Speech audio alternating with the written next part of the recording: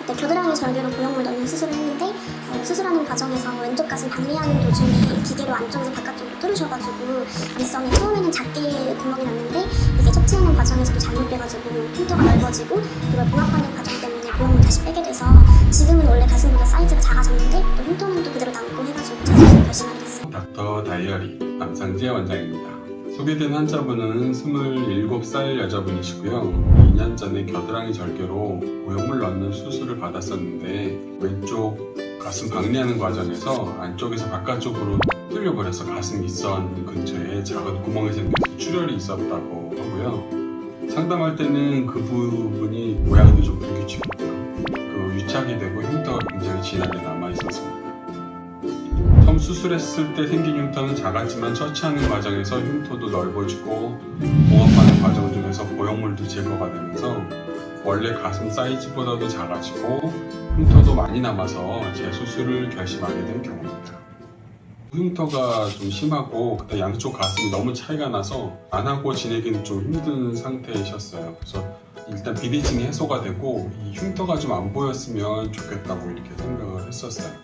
원래는 이제 겨드랑이로 절개를 해서 수술을 했었지만 유착이 심한 상태이기 때문에 겨드랑이로 그 유착을 다 제거를 하고 모양을 제대로 만들기는 좀 한계가 있었고요. 마침 그 흉터 있는 자리가 우리가 밑선 절개를 하는 그 위치랑 어느 정도 맞출 만한 부분이었기 때문에 절개선에 새로운 흉터를 내지 말고 밑선으로 하는 게 좋겠다. 겨드랑이에 있는 흉터는 그냥 흉터 수술로 조금 더 흉터가 좋아지게 하는 그 정도로 계획을 세웠었습니다.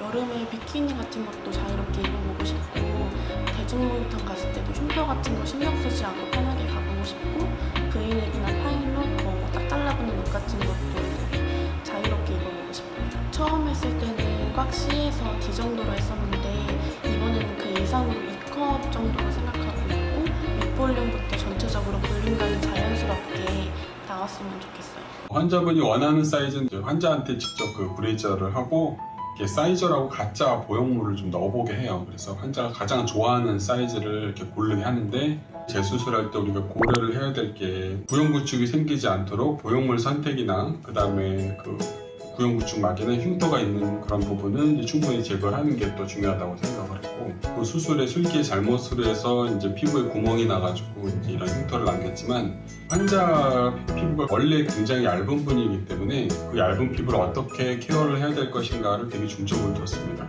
그리고 이제 기존의 것보다 좀 큰 사이즈의 보형물을 넣었을 때는 옛날에 있던 흉터 말고 프레쉬한 조직과 보형물이 접하게 되기 때문에 오히려 보형구축이 덜 생기는 효과를 좀 가져올 수 있거든요. 그래서 환자도 원했지만 오히려 큰 보형물을 쓰는 게 오히려 좋은 결과를 또 유도할 수가 있었습니다.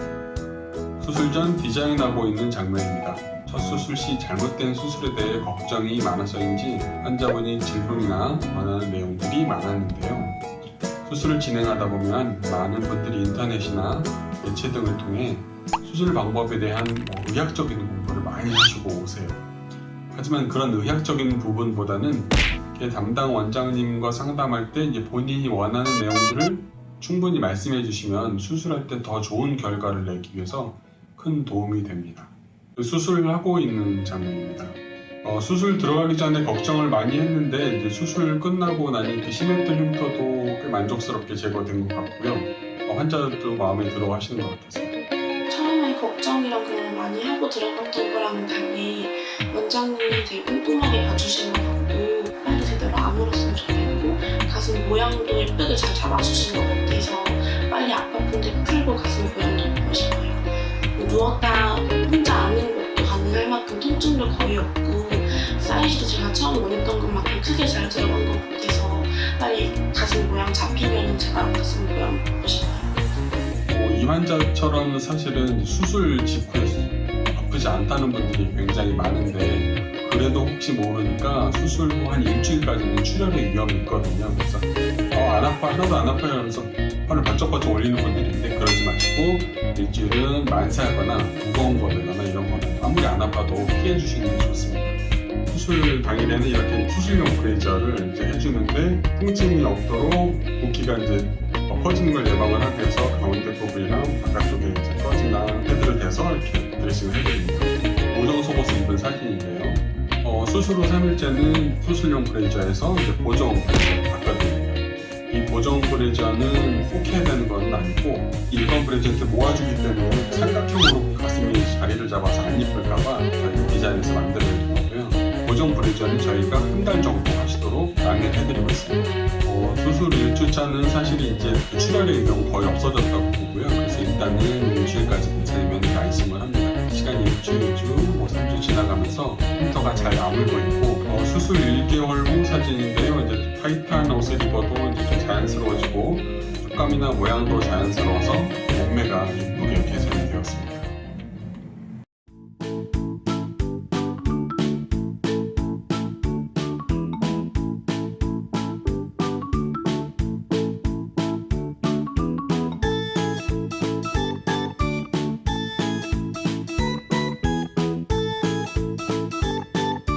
꽉 조이는 속옷을 안 입어도 브라렛이나 니플 패치만 붙이고도 충분히 몸 맵시가 살기 때문에 다양한 옷들을 되게 많이 입는 것 같아요. 지금까지 재수술하신 환자분의 일기장을 살짝 들어봤는데요.